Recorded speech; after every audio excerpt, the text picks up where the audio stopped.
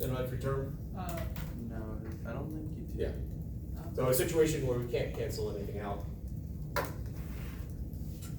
So this, if we are solving for acceleration, when we factor A out, so now I can isolate A. And so we end up with acceleration is equal to M5 G sine theta 5 minus M4 G sine theta 4 divided by M4 plus M5. We now have an equation for acceleration for this problem. If you've seen places that, ultimately whether it's positive or negative depends upon just the numerator there. Is this force, W5 sine theta 5, bigger than W4 sine theta 4? That's ultimately the contest here between those two. How did we just factor out M4 and M5 to get that? We factored A out, Okay. and then I have A times this, and so I just divided by this to get it off the left-hand side.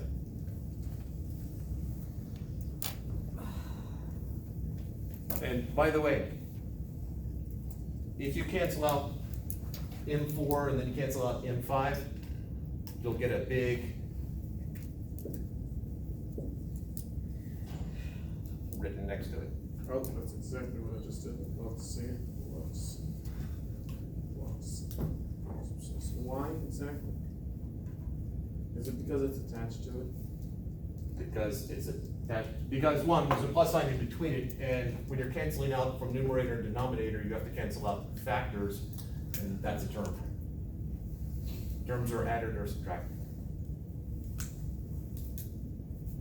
And you can only cancel out factors that are common to every term. Oh, like how we previously did, it was just M. Yes. All right, blank chug. I got the denominator. Let's see, so that would be 50 times the sine of 30, which would be 25, minus 40 times 0.6, which is 24-ish.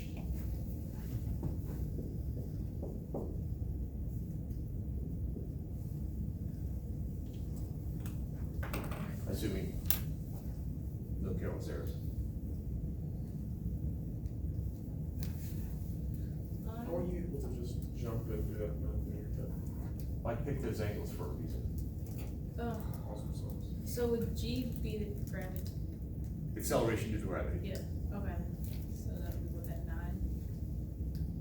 9? Or 9.8 feet per second squared on Earth, Yeah. 10 on this mysterious planet that we're using. Okay, so we are using 10 on this one? I was using 10. Oh, okay, because I didn't know. Is that one? Yeah, I didn't specify. Let's make it official.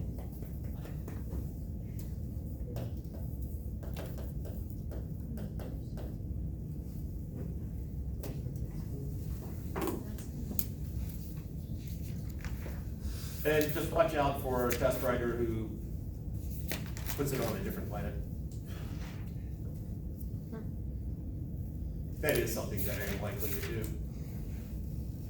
Just because.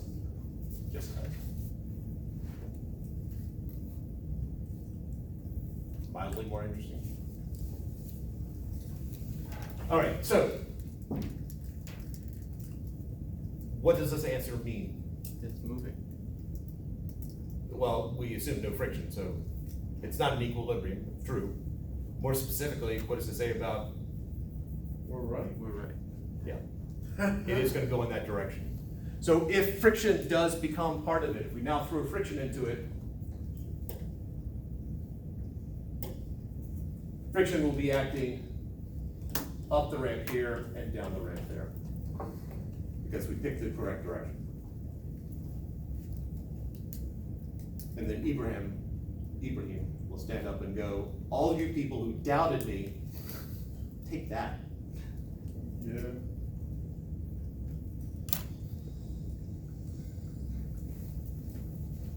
like, okay, so if this, like, my brain was looking at it and saying, if the angle is, if it's a smaller angle and there's more weight on this side, then, and it's a steeper angle and it's less weight on this side, then I feel like if there's friction, there's gonna be movement on that side.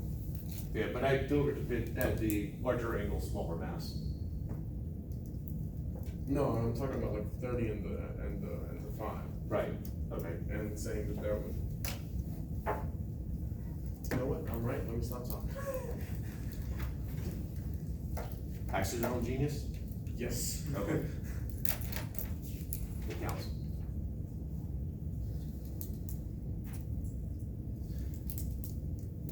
There was a couple years ago, I gave a test with a problem like this. I didn't give one of the angles, and I said, it's an equilibrium, what is the angle?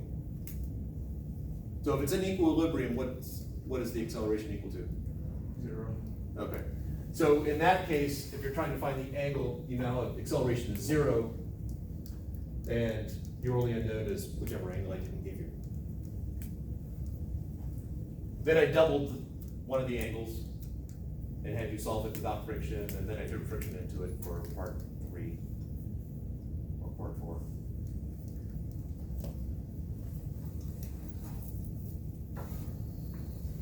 So as a general good rule of thumb, wait to put in numbers to the very, very end. As a general rule of thumb, but if that's not the way your mind's working at that moment, then not necessary. If we were to add friction into this equation, like after we did all this, would we just use the mu equations? Yeah. And what would that tell us? Well, sorry, this is where it gets complicated. If I put friction on both sides, then we're really not quite sure. It might overcome static friction on one side, but not overcome static friction on the other side, in which case it's not going to move. One way. Yeah, it becomes far more complicated. So on the problem where I had this type thing, I threw friction on just one side. And So then you one- go through you establish which way it's gonna go. Then acceleration, then you know which way friction must be acting on that one. You just bring that into the equations. So there's now let's say for example in this one, there's now a minus US times the normal force. Now you have to see it actually will move. You know which way it would if it's going to. Yeah. But you plug into there and go through the steps we just went through. So potentially you're solving this problem 3 times. Hooray. Awesome sauce. Yeah, see, that's the attitude. Hooray, I assume that, you muted your enthusiasm just not to overwhelm people. Yeah. I like to say smaller awesome sauces. This is the epitome of awesome sauce. Yeah, I think so. All right, on that note, have a wonderful weekend. The master set 3, some people already handed in. Master set 3 is due today, so I assume some will be online. Test is Wednesday.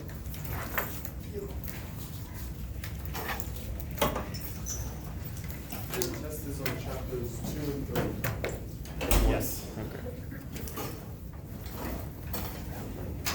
Tuesday, I'll ask if there are any questions, so if you guys came across something over the weekend, that would be a chance to ask. Can I make a quick? Yes. On I'll just give you all the quizzes from every